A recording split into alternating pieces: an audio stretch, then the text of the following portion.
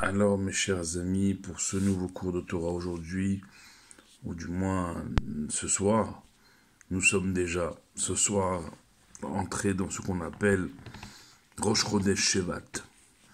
La tête du mois de Shevat, ce soir et demain, un seul jour, ce soir et demain, et un mois de Shevat particulier parce que dans la Gemara de Rosh Hashanah, déjà on dit que le mois de Shevat, le 15 du mois de Shevat, le milieu du mois de Shevat sera un nouvel an des arbres et de la nature. Comme ça, c'est marqué dans le Gemara Rosh Hashanah qu'il y a plusieurs Rosh Hashanah dans l'année. Le mois de Shevat, le 15 du mois de Shevat, c'est le Rosh Hashanah des arbres et de la nature. Car la nature, elle se renouvelle en Shevat. Et il n'y a pas que la nature qui se renouvelle en Shevat. Vous savez, je vous en parle maintenant depuis plusieurs jours. Avant le 15 Shevat, le 10 Shevat, c'est l'Aïloula du rabbi précédent, le rabbi Yosef Yitzhak, le rabbi Rayatz, et le début de la Nessiout du rabbi, le début de la prise de fonction à la tête du mouvement Chabad comme du peuple juif, du rabbi. Alors mes chers amis, il faut se préparer. Déjà on est ce soir une journée particulière, Rosh Chodesh Shevat, une journée de Rosh Chodesh. Le rabbi, il a coutume de dire que Rosh Chodesh, en ce jour-là, la tête du mois, il est contenu tout le mois. Ça veut dire comment ce mois, il va se passer, il va se dérouler, avec quelle force. On puise ces forces de la tête du mois, on puise les forces pour tout le mois de Shevat, ce soir et demain. Plus encore, quand dans ce mois-là, on a des dates importantes, il faut se préparer. Alors pour tout Bishvat, on va se préparer à déguster, après leur bénédiction, les 7 fruits d'Israël en priorité, ensuite tous les autres fruits dans le Seder de tout Bishvat. Mais 5 jours avant, comme je vous l'ai dit, il y a une date importante. On n'a pas idée, et moi le premier, de cette date-là. Particulièrement cette année, vous le savez, je vous l'ai assez répété, et pour moi ça va être une première fois. Et on va aller chez le rabbi. Les Mirtse Hachem, avec l'aide de Dieu, peu importe les événements qui ont pu se passer hier, justement chez le rabbi. Mais parce que c'est chez le rabbi, alors on va chez le rabbi et le rabbi va nous recevoir. Ça peut choquer certains, mais ce qu'on appelle la hitkashrut.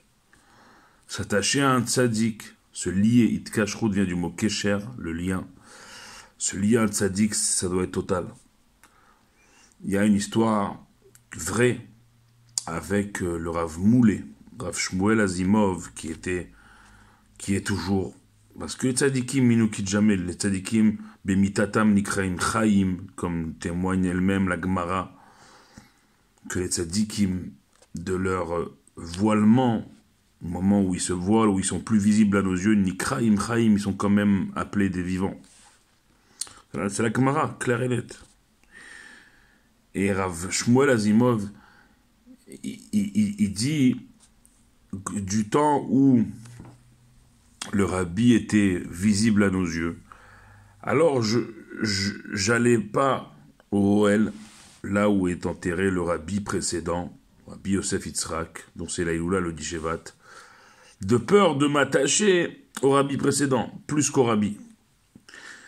Quand le rabbi s'est voilé, comme le rabbi précédent il s'était voilé auparavant, alors quand le rabbi s'est voilé, là, Rav Shmuel Azimov, il a commencé à aller au Ohel, parce qu'il n'y avait pas de risque qu'il se lie plus au rabbi précédent qu'au rabbi. Il allait au Ohel pour se lier au rabbi. Aïd kashrut un tzaddik, se lier avec un tzaddik, c'est marqué dans les Pirkei Avot, dans les Mishnayot. Pirkei Avot, clair et net, les maximes de nos pères. Aseh lecha rav, fais-toi un rav, dans tout le sens plein du terme. savoir que il y avait eu une chose qui a été commencée par le rabbi précédent et qui a été terminée par le rabbi, les chassidim et tout le peuple juif, c'est l'écriture du Sefer Torah qui est censé, c'est pas qui est censé, qui va très prochainement, très bientôt, on l'espère, maintenant, accueillir Pnei Mashiach, le visage du Mashiach. Il sera accueilli par ce Sefer Torah qui a été commencé par être écrit sous le rabbi précédent, le rabbi Yosef Yitzhak, rabbi Rayatz, et qui a été terminé par le rabbi sous la direction du rabbi et à notre époque, à notre génération.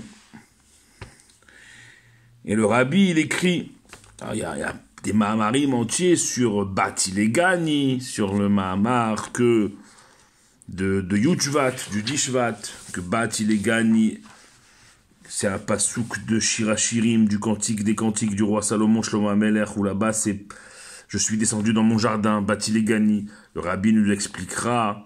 L'Ignuni, c'est pas dans mon jardin, c'est les Makom Shayai Kari Batrila. L'Ignuni, dans mon jardin privé, c'est quoi? Pour Dieu, c'est le monde, ce monde-ci qu'il a créé, où au commencement, Ikar Shrinat Betartonim Aïta, l'essentiel de la présence divine, au commencement, elle était ici-bas. Elle est remontée par certains événements. À nous de la faire redescendre concrètement ici-bas. Ça, c'est Bati Legani. Il y a plein de mahamarim à étudier. Bien sûr, Bati Legani, il a été tous les ans étoffé. Commencé aussi par le rabbi précédent, continué, poursuivi par le rabbi. Et ce Inyan du Sefer Torah, commencé par le rabbi précédent, terminé par le rabbi, pour accueillir Mashiach. Et on est en plein dans des parachiotes de Géoula, Vaera. C'est les 7 premières plaies cette semaine, dans la paracha de cette semaine.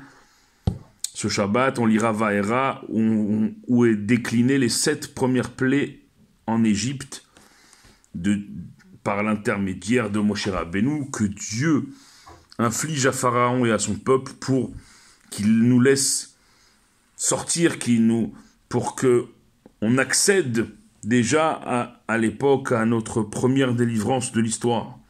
Donc Mashiach, c'est en plein dedans, puisqu'on l'a dit. Ça, c'est pas moi qui le dis, c'est le prophète Micha qui le dit, qui met meretz Mitzrayim arenu niflaot. Comme au jour de ta sortie d'Égypte, nous verrons, conjugué au futur, nous verrons niflaot, des merveilles. On parle ici de la deuxième et dernière délivrance de l'histoire, celle que nous attendons tous, je l'espère, très prochainement, même maintenant, la venue de Mashiach. Et sur ça, ce Sefer Torah, il a été écrit comme une transmission entre le rabbi précédent et le rabbi, son gendre. Transmission où le rabbi dit alors j'ai pris un paragraphe d'un mahamar parce que c'est Baruch Hashem, c'est un puits de science, ces mahamarim des rébéim et du rabbi, que le rabbi dit V'yesh lomar bedercha efsha. Il y a lieu de dire ce qui nous est permis de dire que Kar Kadosh Mor Hamiad Mourne Sidorenu, que ce que mon beau-père, l'Admour, le prince de notre génération, en parlant de son beau-père, le rabbi précédent, Itril Biktivat Sefer Torah, il a commencé l'écriture d'un Sefer Torah, va Nachnu Zachinu Lesayema. Et le rabbi dit, nous, notre génération, la génération du rabbi, notre génération, elle a mérité de le terminer. Ki Arazal Moshe Ugoel Rishon Ugoel Acharon, comme les sages de mémoire bénie nous l'ont enseigné, que Moshe c'est le premier libérateur, et que c'est aussi le dernier libérateur, qu'il y a un Inyan de Moshe Rabbeinu aussi dans le dernier libérateur, dans Mashiach. Chez la reine Shiloh, qui est appelée Shiloh, chez Kayal Mashiach, qui fait référence au Mashiach, au Begimatria Moshe, et ben c'est en valeur numérique Shiloh. Mashiach et Moshe, c'est la même valeur numérique. C'est-à-dire quoi? Comment on appelle Mashiach dans la Torah? On l'appelle Shiloh. Shiloh a la même valeur numérique que Moshe. Donc on voit ici que Moshe, c'est le premier libérateur et c'est le dernier. C'est-à-dire que le dernier libérateur sera le Moshe de notre génération, le Moshe de notre génération.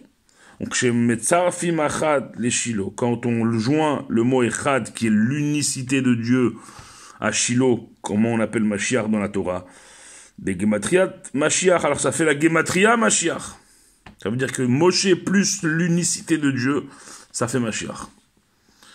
Moshe Rabbeinu, premier libérateur, et à Kadosh Baruch Hu, ça nous amène à Mashiach. Comme c'est ramené dans la sikha célèbre de son beau-père, le rabbi précédent. Le rabbi qui ramène son beau-père, le rabbi précédent. Quand on prolonge, on attire vers nous ce inyan de Echad, l'unicité de Dieu ici-bas, chez Yaïra Aleph, que le Aleph de Echad, il est clair. C'est quoi le Aleph? C'est Alouf Oshel Olam, nous dit le Rebbe. C'est le maître du monde. Ve'ahed ve'adalet shem shivarikim, que le chet et le dalet de Echad qui suivent le Aleph, ça désigne les 7 cieux. Ve'eretz ve'dalet ruchot ha'olam, et que donc les 7 cieux et la terre, et que le dalet de Echad, il désigne les 4 coins cardinaux du monde, les 4 où vont les 4 vents.